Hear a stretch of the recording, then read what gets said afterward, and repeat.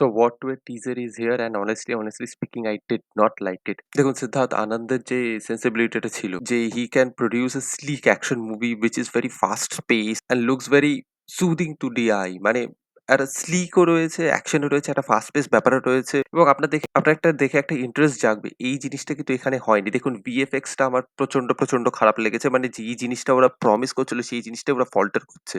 মানে পাঠানে যেই জিনিসটা করেছিল সেই জিনিসটাই এখানে করছে জাস্ট টেরেনটাকে পাল্টে দিয়েছে। ডেজার্টের জায়গায় এবার দেখাচ্ছে শহর এবং একটা হিল সাইডে একটা গ্রিনারির মধ্যে দিয়ে ট্রেন যাচ্ছে। আপনি ওয়ারে দেখিয়েছিলেন বাইক চেস হচ্ছে, এখানে কার চেস হচ্ছে। মানে সেই রিকল ভ্যালু গুলোই রেখেছে। ওখানে একটা বিকিনি শট ছিল, এখানে একটা বিকিনি শট রেখেছে। কাজেই রিকল ভ্যালুটা রেখেছে, এরকম সিমিলার জিনিসই দেখিয়েছে। লাস্টের দিকে ওখানে টাইগার আর হৃত্বিকের মারপিট হয়েছিল, এখানেও সেম জিনিস হয়েছে। বাট সেই ইনটেনসিটি, সেই এনার্জি, সেই ফাস্ট পেস নেচারটা নেই এবং এখানে ভিএফএক্স প্রচন্ড দুর্বল এবং এটা কি টাইগার 3 এর সেটটাকেই কি নতুন করে তৈরি করেছে? মানে এনটিআর এর যে এন্ট্রিটা হচ্ছে হাতে হ্যান্ড গ্রেনেডের যে পুরো বেল্টটা রয়েছে সেটা হাতে।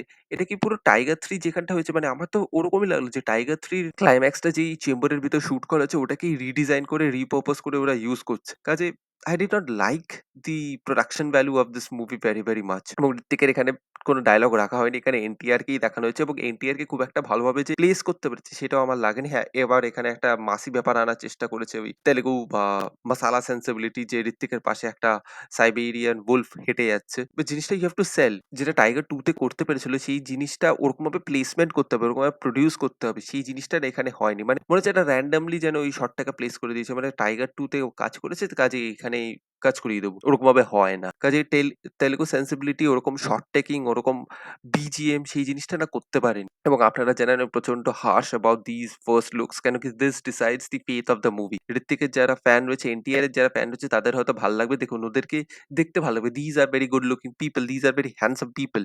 দেখতে তো ভাল লাগছে। কিন্তু if you see as a cinema, the product, this is not good এবং Ayaan Mukherjee is not the right person to direct an action movie এবং ধুম পড়েও নাকি তাকে নিয়েছে। I don't think this is gonna be a good thing. এবার দেখুন trailer এলে আরো ভালোভাবে বুঝতে পারবো। আরো হয়তো এডিটিং এ ওরা চেঞ্জেস করবে। But this is not good. This looks bleak. This looks very tiring.